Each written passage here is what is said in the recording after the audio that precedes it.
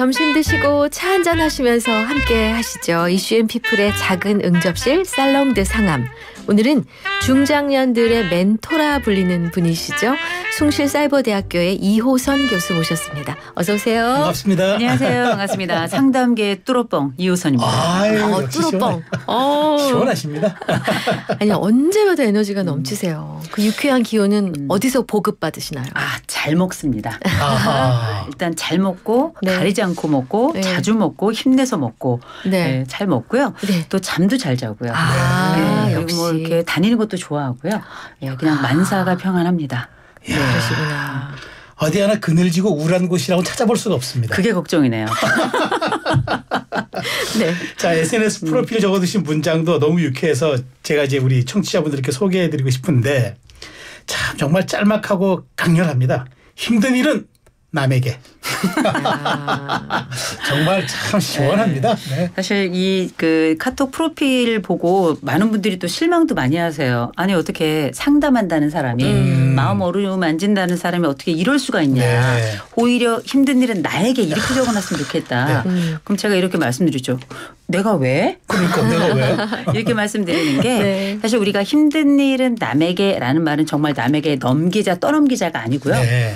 내가 가지고 있는 이런 어려움들을 다른 사람들에게 좀 전달할 필요도 있고 또 내가 가지고 있는 삶의 무게를 좀 나누는 것도 되게 중요한 분산. 게 보통 한 가지 일을 열심히 해내는 사람들은 보면 다른 사람 이 짐들까지 다 이고지고 있는 경우들이 많이 있어요. 네. 맞아요. 그러니까 뭐 인생이 네. 정말 축 늘어지고 정말 바닥으로 계속 까부러지는 느낌을 갖는데 이럴 때 힘든 일을 남이 맡아주면 얼마나 좋게요. 그래서 그런 의미에서 좀 말씀을 나눠봤습니다. 쏙 들어옵니다. 저는 아주 기발하고 그러니까. 마음에 와닿는. 네. 네. 좋습니다.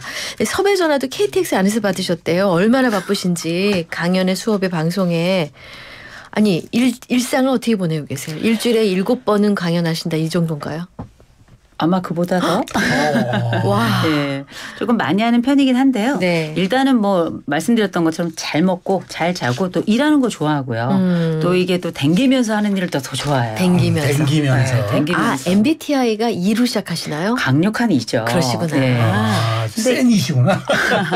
근데 이제 이렇게 활동할 수 있음이 늘 또 감사하고요. 네. 또 사실 우리가 일정 시기를 딱 지나고 나면 누군가에게는 기억될 수도 있지만 잊혀질 가능성도 네. 높고 동시에 일을 할 수 있고 누군가 이렇게 불러주면 되게 감사하잖아요. 그렇죠. 그래서 저는 그냥 물불 안 가리고 열심히 하는 편이고요. 그리고 무엇보다 열심히 일하니까 남편이 좋아합니다. 솔직하셔요. 물불 안 가리시는 직업군이 소방관만 있는 줄 알았더니 교수님도 안 가리시는 마음 소방관입니다. 좋습니다. 네. 오늘 살롱드 상암에서는 여기서 치이고 저기서 바치는 고달픈 중장년층의 고민을 좀 들어볼까 하는데요. 뭐 많으시잖아요. 배우자의 관계, 부모님과의 관계, 훌쩍 커버린 자식과의 관계, 경제적인 문제로 생기는 갈등 등등등 여러 관계 속에서 고민이 있으신 분들의 사연도 기다립니다. 빨리 주셔야 방송 끝나기 전에 한마디라도 들으실 수 있으니까 샵 0945 우물정 0945 YTN 어플 유튜브 댓글창 활용하세요. 네. 아니 이제 그 교수님 이제 그렇게 정말 바쁘시다는 것을 역으로 얘기하면은 찾는 사람들이 많다는 뜻이잖아요. 감사합니다. 그만큼 이제 마음에 또 이제 상처받고 위로받고 부는 중년들, 이른바 중장년들이 좀 많다는 건데 다녀보시니까 어떤 분들이 어떤 것에 대해서 상처받고 또 해법을 좀 찾으시던가요?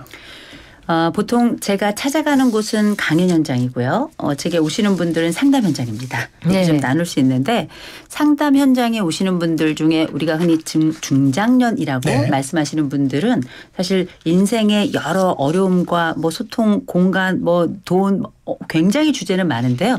분명한 건 두 가지에 집중되어 있습니다. 두 하나는 가지. 네. 현재의 임박한 문제. 먼저 하나 있고요.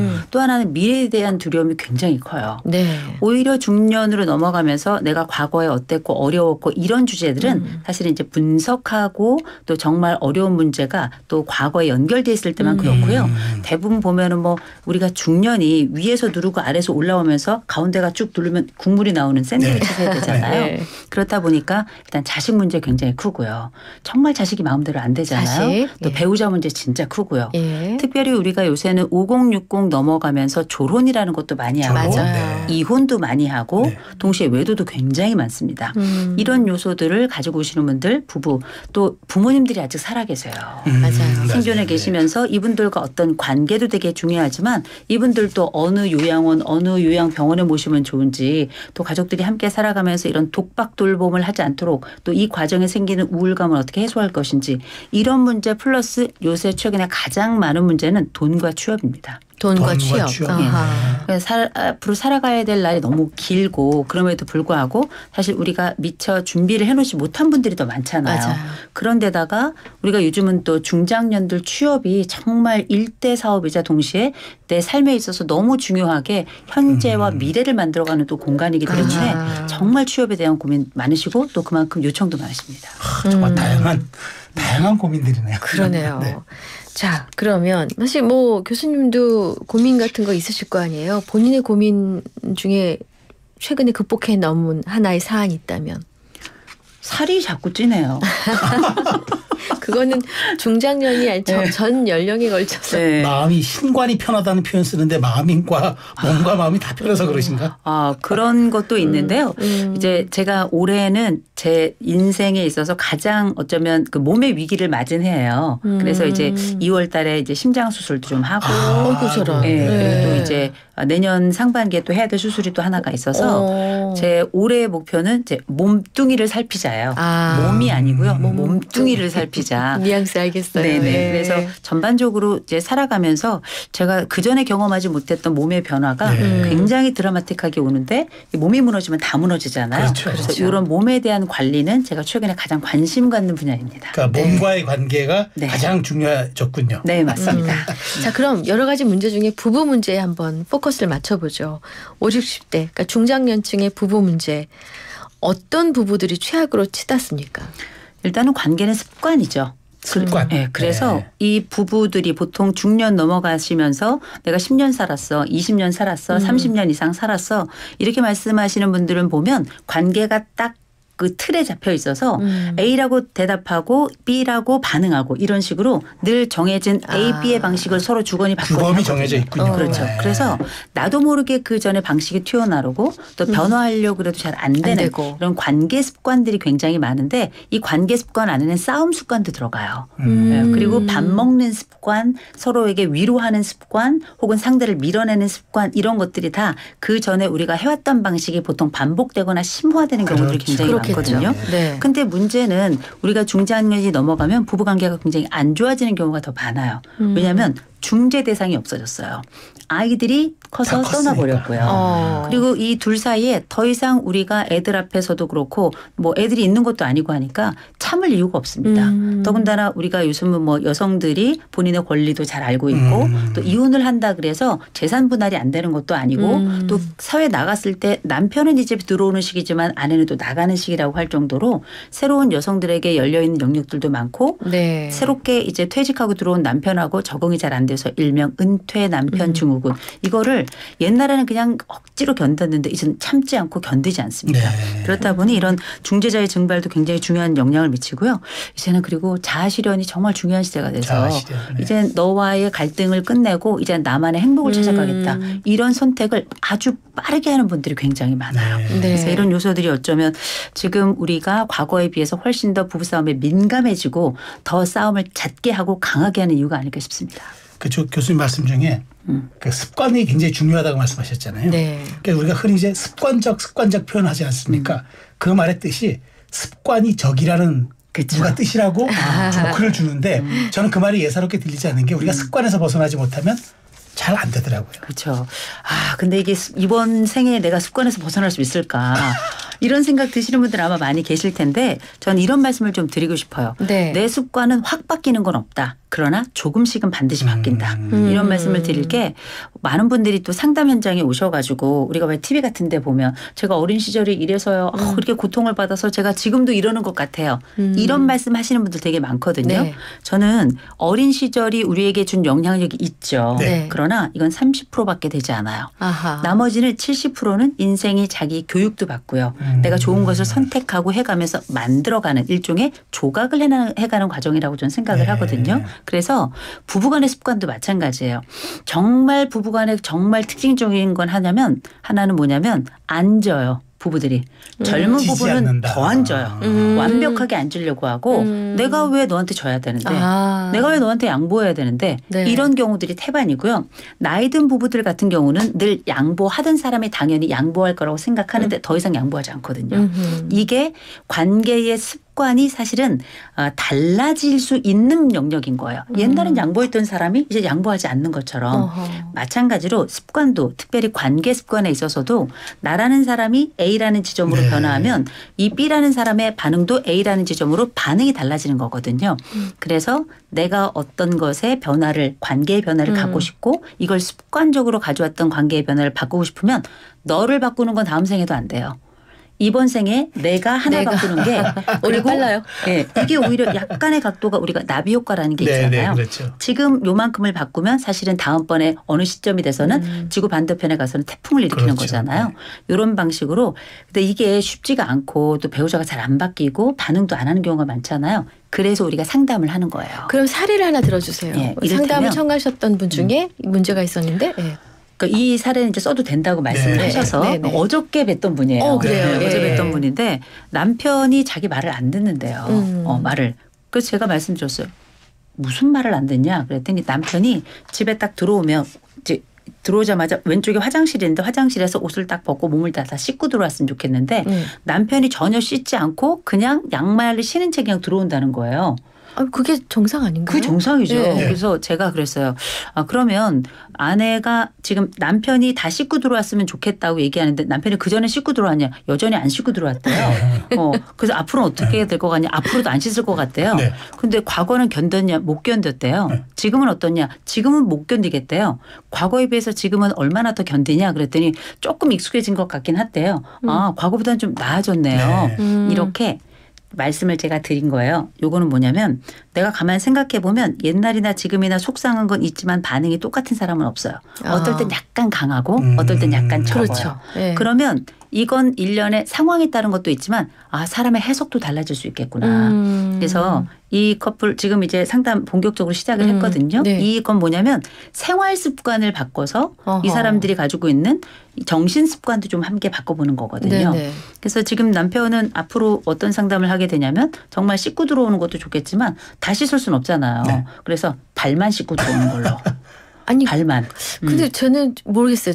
그 여성분이 좀 집의 구조가 이상한가? 그럼? 너무 막 과한 걸 요구하지. 왜 보통 우린 들어가면은 손을 그렇죠. 씻을 수 네. 있지만 처음부터 누가 다 씻고서 그러니까. 들어가진 않지 않나요? 그렇죠. 그분이 좀 강박적이긴 하지만 이 세상 모든 부분은 서로에게 강박적이에요.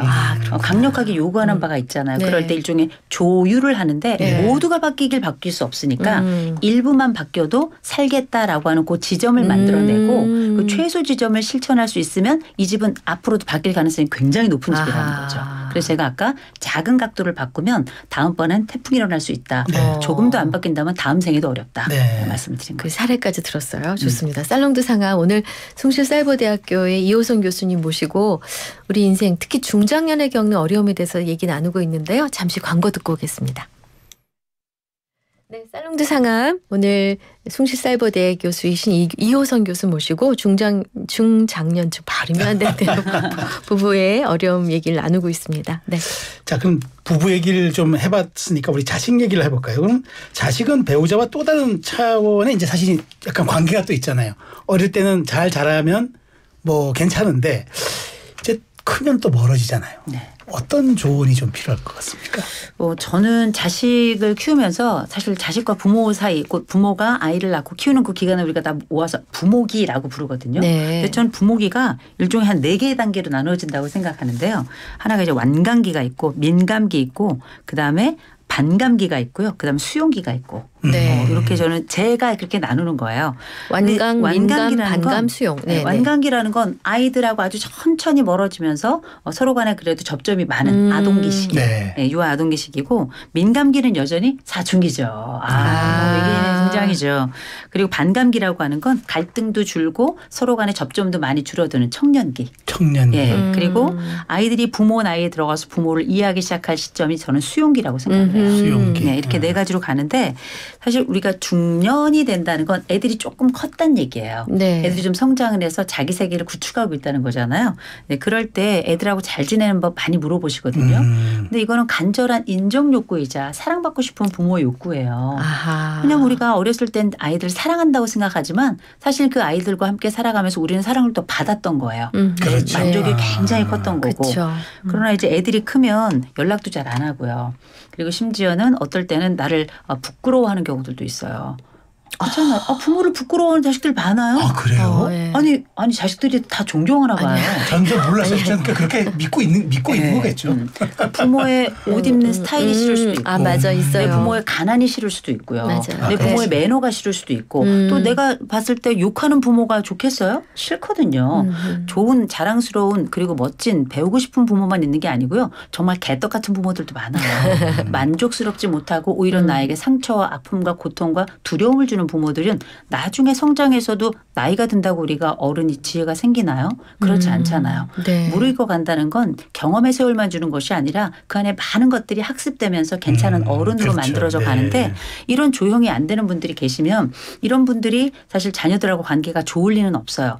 그런데 관계가 좋은 집에서도 아이들은 사실 따로국밥처럼 자기의 세계를 만들어가요. 아하. 얘네들이 자기의 세계를 만들어가지 않으면 그게 더 걱정이에요. 그게 더 이상한 거구나. 그럼요. 네. 오히려 뭐 약간 부모들이 섭섭하더라도 애들은 우리의 소나기를 벗어나서 자기만의 세계를 구축해 간다면 얘네들은 잘 키운 거예요. 다만 간절하게 이들과 어떤 관계를 맺고 보다 가까워지고 싶다면 제일 첫 번째 원칙은 옆집 총각 대하듯 해라 라고 말씀을 드려요.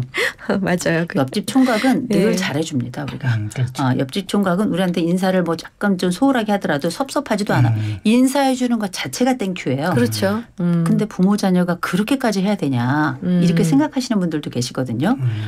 제가 드리는 말씀의 핵심에 뭐가 있냐면 그들이 성장해 그들의 세계를 바삐 사느라 부모에게 살짝 소홀하더라도 너무 섭섭하게 생각하지 마라. 그들은 잘 지내고 있는 거다. 그러니 오히려 안심할 주제다라고 말씀을 드리는 거고요. 네. 그럼에도 불구하고 내가 답답하니까 애들한테 계속 연락하거든요. 그죠. 네. 맞아요. 작작하셔야 돼요. 아. 왜냐하면 여러분 다 경험하셨잖아요. 시어머니가 하루에 3번, 4번 전화한다고 생각해 보세요. 정말 어려운 주제고 네. 너무 그 마음 알겠는데 힘들거든요. 네. 그래서 저는 딱 뭐라고 하시냐면 알람 걸어놔라. 이런 얘기예요. 알람 정해놔라. 가끔 한 번씩 하는 그렇죠. 거죠. 금요일 저녁 8시면 무조건 내 아버지 어머니한테 전화 오는 거예요. 금요일 저녁 8시. 매번 몇 번 이렇게 하잖아요. 그러면 7, 8번만 해도 금요일 저녁 8시가 됐을 때 내 부모에게 전화가 안 오잖아요. 비상이 걸려요. 무슨 일이 있으신가? 어디가 아프신가? 문제가 있으신가? 예. 그래서 우리가 서로를 익숙해지고 서로의 존재 속에 들어가는 방법은 그에게 늘 일정한 시간에 가서 닿는 방법이에요. 그러면 그도 그 시간만큼은 나의 존재를 기억하게 되는 거거든요. 그래서 그들의 생로병사는 우리가 물어보고 또 관혼상제는 조금 피해야 되겠지만 그럼에도 불구하고 부모가 갖고 싶은 이 사랑에 대한 지점이 있다면 너무 안쪽에 들어가면 요즘 아이들은 침범이라고 생각해요. 맞아요. 부모도 맞아요. 침범이라고 맞아요. 생각하기 예. 때문에 이렇게 알람 정도 설정해 놓고 엄마가 혹은 아버지가 이렇게 금요일 날 저녁 8시면 너한테 전화할게. 딱 요때만 할 거니까 이때 꼭 받아줘. 이렇게 미리 말씀을 주시면 요즘 MZ세대들은 부모도 막 문 열고 들어오면 안 되거든요. 맞아요. 약속도 미리 하고 또 맞아요. 자꾸 그러면 안 돼요. 동의됩니다. 네. 네. 이런 부분을 좀 사용하시면 좋을 것 같아요. 그럼 부모 자식 간에 겪는 어려움 중에 가장 빈도가 높은 구체적 어려움은 어떤 거예요? 부모 자식 간의 이 빈도가 중장년층이 부모인 경우에. 네. 예. 일단은 요즘 친구들 이제 여러 가지 주제가 많아요. 많지만 안 나가고 결혼 안 하는 거예요. 집에서 안 나가고. 네, 집에서 독립을 안 해요. 이른바 캥거루 젊은이가 되죠. 캥거루 제 표현을 하자면 이제 빨대족인 거죠. 시집장가 안 가고 부모 옆에 들러붙어서 부모의 연금에 네. 빨대를 꽂는 친구들이 있는데 이건 이들만의 문제는 아니죠. 우리가 벌써 뭐 니트족이다 해서 취업 의사가 아예 없는 친구들 신혼부부들도 벌써 40만, 많게는 그렇죠, 70만까지 그렇죠. 얘기를 하잖아요. 네. 근데 이건 사회의 고민이기도 하고요. 그쪽으로 사회 고민이죠. 그러면 네. 동시에 가족의 고민이기도 해요. 맞네요. 왜냐하면 이게 지금 현재 내 아이가 이렇게 많이 배우고 충분히 좋은 역량을 가지고 있음에도 불구하고 스스로를 포기하는 것 같아서 너무 아픈 경우들이 많고요. 네. 또 한 가지는 얘네들이 이렇게 계속 끌어안고 사는 거 괜찮아요. 그럴 수 있다고 쳐요. 그런데 이게 결국은 부모의 노후 파산으로 연결이 되거든요. 아하. 그러니까 내 유능한 아이의 이 안타까운 주저앉아 있는 모습이 너무 안타깝고 동시에 내 노후도 걱정이게 되고 맞아요. 쳐다보고 있으면 화가 나고 그럼에도 또 밥은 또 줘야 되고 맞아요. 이런 복잡한 심경들이 많다 보니까 어떻게 자식들 내보낼 수 있냐 이런 문의들 정말 많습니다. 그렇구나. 정말 어려운 주제고 사회가 모두 고민해야 될 주제죠. 아 근데 자식이 독립 안 하고 뭐 그럴 수는 있는데 왜 집에서 어릴 때처럼 엄마가 밥 차려줘야 되고 엄마가 빨래해줘야 되고 엄마가 청소해줘야 이렇게 되는 거는 진짜 곤란하잖아요. 아, 완전 곤란하죠. 저는 그 주부도 프로 주부가 있고 아마추어 주부가 있다고 생각하거든요. 아마추어 주부는 그냥 살림도 대충 뭐 애도 대충 뭐 재테크고 뭐 전혀 관심이 없는 그런데 정말 프로 주부들은 정말 살림도 막 고심해서 또 뭐 아이들 육아도 막 고심해서 또 이게 재테크도 어떻게 할까 막 고심해가지고 네. 내 자리를 딱 확인하는 사람이에요. 그 일 딱 해내고. 만약에 내 아이가 일 아직 찾지 못했고 그리고 앞으로도 이 뭘로 애들이 이렇게 뭐 큰일을 해서 나갈 것 같지 않다 이런 생각이 드신다면 마음을 딱 고쳐드셔야 돼요. 제일 먼저는 제가 제일 권하는 방법은 데드라인 정하는 거거든요. 네. 이 시기까지는 나가라. 이때까지 내가 지원하겠다. 그래서 데드라인 정하면 정하지 않을 때보다 아이들은 조금 더 민감해질 수 있어요. 아. 예. 그때까지 또 노력도 일단 해보려고 하고. 두 번째. 내 아이는 아무리 쳐다봐도 다음 생에까지 안 나갈 것 같다. 이런 친구들도 있거든요. 그래요? 그런 친구가 되면 지금부터 본격적으로 집안에서 가사를 통해서 우리가 가사도 일종의 노동이잖아요. 그럼요. 그래서 이 역할을 감당하면서 집안의 식구로서 밥값을 하도록 해야죠. 그런데 이게 옛날에 안 시켰던 애들은 지금도 어려워요. 그럼요. 맞아요. 그래서 심부름 한 번 안 시키고 물 한 번 안 묻히고 그런 키우고 그렇게 큰 친구들이 네네. 있거든요. 그러나 그때는 그럴 수 있지만 지금은 다르잖아요. 다르다. 지금 애들이 수염이 난단 말이에요. 그러다 나중에 흰머리 난단 말이에요. 이런 정도가 된다면 충분히 성인으로서 역할을 할 수 있다면 집안에서 명백하게 이도 안전하고 그리고 자부심을 가지고 밥 먹을 권리를 갖도록 그만큼 의무도 좀 된다고 생각합니다. 그리고 알바라도 하도록 해야 돼요. 자기 밥벌이는 해야죠. 그렇죠. 먹을거리는 해야 되는 거니까요. 이제 그런 관계 속에서도 그래도 부모가 자식한테 넘어서는 안 돼. 꼭 해서는 안 될 레드라인이 있다면 그렇죠. 어떤 걸 좀 말씀해 주시겠어요? 일단 쌍욕 좀 하지 마세요. 쌍욕. 요즘 뭐 2030 세대들도 정말 욕 많이 하는 세대이긴 한데 네. 50대 60대가 돼서도 여전히 욕 많이 하는 부모들이 있어요. 자식들한테 뭐 망할 놈 이런 거는 욕도 아니에요. 근데 자식이 망하면 좋겠어요? 이건 무슨 예언을 성취하듯이 애들이 막 맞아요. 점점 안 된단 말이에요. 그래서 제일 먼저 어른으로서 자기의 나이값과 그리고 어른으로서 자식들이 갖고 있는 기대를 일부는 좀 성취할 필요가 있다. 이걸 우리가 덕이라고 부르건 어른됨이라고 부르건 간에 욕하면 안 돼요. 욕하는 사람은 우리가 왜 뭐 하이데거가 이런 얘기 하잖아. 언어는 존재의 집이라고. 그렇죠. 이 사람이 어떤 말을 하는지를 보면 이 사람이 어떤 사람인지 알 수 있는 그렇죠. 거거든요. 네. 우리 가족끼리도 서로 간에 넘지 말아야 될 선이 있다. 특별히 부모 자식 간에 부모가 특별히 하지 말아야 될 거 욕하지 않는 거 굉장히 중요합니다. 두 번째로는 다 큰 자녀들에게는 이래라 저래라 말할 수가 없어요. 그래서 저는 그 킹핀 효과 사용하시라고 많이 말씀드려요. 효과에. 어린아이건 큰 자녀건 간에 킹핀이라고 하는 건 우리가 볼링을 칠 때 10개의 핀이 네. 있으면 제일 앞에 있는 게 아니라 그 앞에 있는 거 바로 뒤에 있는 게 그걸 딱 맞추면 전체가 무너지거든요. 맞아요. 이걸 킹핀이라고 하는데 아이들과 함께 살아가면서 우리 집은 다른 건 몰라도 이거 하나는 해야 돼. 이런 원칙이 하나 있어야 된다는 거죠. 나머지까지 다 자잘하게 하면 사실 이거 아이들에게 잔소리만 되고 아무것도 지키지 않아요. 규칙이 많으면 그건 규칙이 아닌 거죠. 예를 들면 하나를 꼽으라면 뭘 꼽으면 이를테면 좋아요? 저희 집 같은 경우는 뭐 이런 거도 다 좋아. 무조건 교회 가야 돼요. 저희 집은. 네. 교회 가면 뭐 용돈이 있고 다 돼요. 그러나 그거 안 돼. 아무런 서비스도 하지 않아. 네. 그러고 어떤 집 같은 경우는 방 정리해야 돼. 네. 그래서 저는 조던 피터슨이 왜 인생의 12가지 법칙이라 그래서 이런 좋은 얘기 많이 하는데 저는 두 가지가 진짜 마음에 들더라고요. 하나. 어깨 펴라. 네. 어깨 펴라. 어깨 쭉 펴고 다니는 거 굉장히 저도 강조하고 있고 두 번째 방 정리하는 거. 지방 정리 지가 하는 아이들은 자기 인생도 자기가 정리해요. 맞아요. 굉장히 맞아요. 중요하기 네. 때문에 이런 나만의 지침 우리 집만이 공통으로 합의된 하나의 가치를 전 이걸 킹핀 효과라고 부르는데 이 킹핀 효과를 활용하시면 좋을 것 같습니다. 앞서 이제 부부 문제를 저희가 살짝 그냥 약간 뭐랄까 스쳐 지나가듯이 가는 바람에 좋습니다. 부부 문제에서 가장 많은 문제. 결국은 돈이라고 잠깐 얘기하신 것 같은데. 그건 엄밀히 말하자면 이제 돈이 우리의 정서를 가르거나 혹은 우리의 역할을 많이 가른다는 의미로 말씀을 드렸던 거고요. 네. 사실 중년기 부부 상담 현장은 원래 그 눈물의 저수지예요. 그래요? 그 정도로? 다 고통스러운 분들이 오시는 자리잖아요. 아유, 그래서 이 모든 것들이 우리의 일상의 이야기를 다 담을 수는 없어요. 그렇죠. 다만 고통의 주제 안에서 좀 말씀을 드린다면 보통 중년기 상담 현장에 오시는 분들의 정말 안타까운 건 상실 주제가 되게 많습니다. 상실. 그 상실은 여러 가지요. 부모를 잃는 경우도 있고요. 네. 때로는 자식을 잃은 경우도 많고요. 또 자식을 결혼시켜서 떠나보는 일명 빈둥지라고 하는 또 때로는 퇴직이라고 하는 건 일을 잃은 거잖아요. 네네. 우리가 이런 상실의 주제는 되게 많은데 이 사회가 도무지 이 사람들을 애도하지 않아요. 근데 애도는 다 개인의 몫으로 남아있는데 이 개인의 몫으로 이걸 견디고 누구나 다 겪는 일이니까 괜찮겠지 하고 지나갔지만 나중에 이게 여러 군데 한꺼번에 막 터지면서 인생이 막 너덜너덜해지는 경우도 되게 많은데 그중에는 이제 이혼이나 아니면은 뭐 여러 가지 있어요. 그런 주제들이 아울러서 보면 이게 이제 상실이다 이런 말씀을 드리고 싶은데 이 상실은 경우에 따라서는 이런 말씀을 드립니다. 결혼식 하잖아요. 네. 이혼하신 분들은 이혼식도 해야 돼요.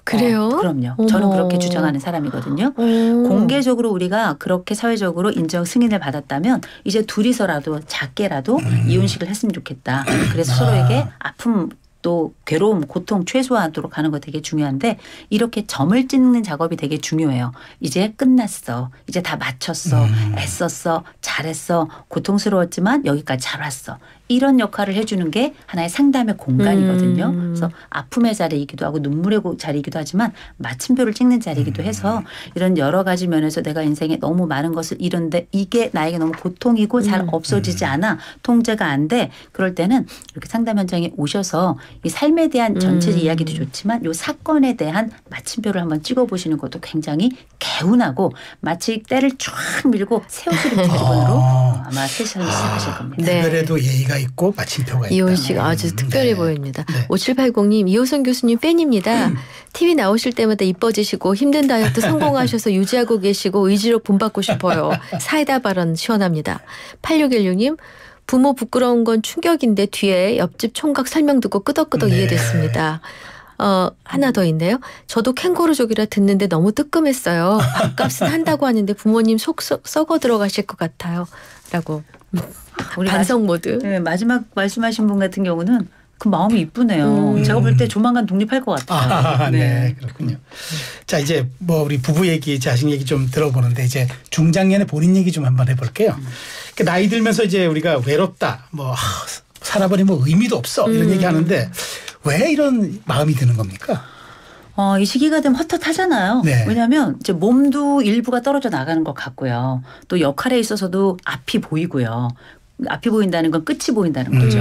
그리고 이제 아이들도 다 커서 나의 역할도 아무래도 뭐 옛날 같지 않고 우리가 키도 줄어요. 주름도 늘어요. 눈도 안 보여요. 거기다가 뭐 귀도 잘 안 들리는 것 같아요. 이런 많은 경험들이 우리가 중년기에 동시다발적으로 일어나면서 우리가 몸의 변화, 마음의 변화, 관계의 변화, 돈의 변화 이런 미래에 대한 전망의 변화 이런 것들이 다 동시다발적으로 오잖아요. 그러면 그때 우리가 성찰이라는 행동, 성찰이라고 하는 걸 순간순간 하게 되거든요. 네. 그래서 내 지금 손에 뭐가 남았나.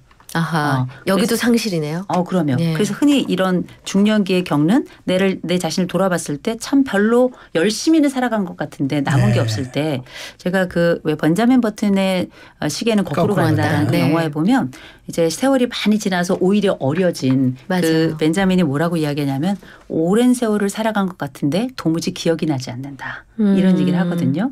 그러니까 이게 열심히 사는 것 같은데 별로 뭐가 남은 거가 없는 것 같은 거예요. 이런 상황을 우리는 저는 아마 공허감이라고 얘기할 수 있을 것 같습니다. 네. 중장년들이 많이 오는 주제들 보면 이상하게 마음이 뭐 우울해요. 뭐 이런 얘기 많이 하시지만 가만히 들어보면 내가 뭔가 열심히 한 것 같은데 나에게 아무것도 남은 것 같지 않은 이 생산을 해야 돼서 성취의 결과가 충분해야 될 것 같은데 그렇지 않게 된 나를 바라보면 이렇게 객관화해 보니까 너무 빈손인 것 같은 거죠. 그럴 때 오는 공허감에 대해서 정말 성찰할 시기이기도 하지만 고통스러운 주제이기도 합니다. 제가 교수님 말씀 듣다 보니까 이런 말이 생각나는데 우리가 중년이 되니까 위기가 찾아왔다 이런 얘기 하잖아요. 그쵸. 근데 그게 아니라 늘 위기였는데 중년이 되었을 뿐이다. 라는 그 말을 하는데 전 그 말이 굉장히 공감이 되더라고요. 중년이 되니 눈은 어두워졌는데 마음이 밝아져서 내가 보이는 거죠. 그렇군요. 네. 마음의 눈이 밝아져서 네, 네. 그러네요. 뭐 오늘은 남은 인생의 첫 번째 날입니다라는 얘기를 많이 합니다. 그래서 그것을 들으면 좀 희망 같은 게 생기곤 하는데요. 시간이 짧기 때문에 다음에 또 모시기로 하고 청취자 여러분께 이 시간을 빌어서 꼭 이 말씀을 드리고 가야겠습니다. 한 말씀. 우리가 중장년 가을 시기라 얘기하는데요. 인생의 가을뿐만 아니라 지금이 진짜 가을이거든요.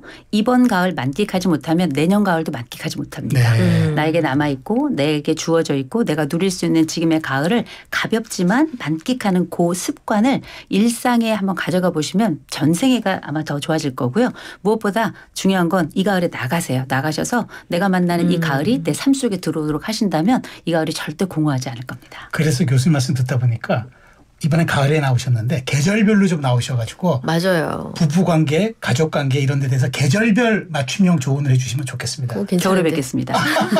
네. 자, 네. 감사합니다. 네, 네. 교수님. 네. 자, 살롱드 상암 오늘 숭실사이버대학교 교수이신 이호선 교수님과 함께 중장년층이 겪는 정서적인 어려움과 관련해서 몇 가지 사례를 들어서 설명을 잘 들어봤습니다. 교수님 감사합니다. 잘 들었습니다. 안녕하세요. 네.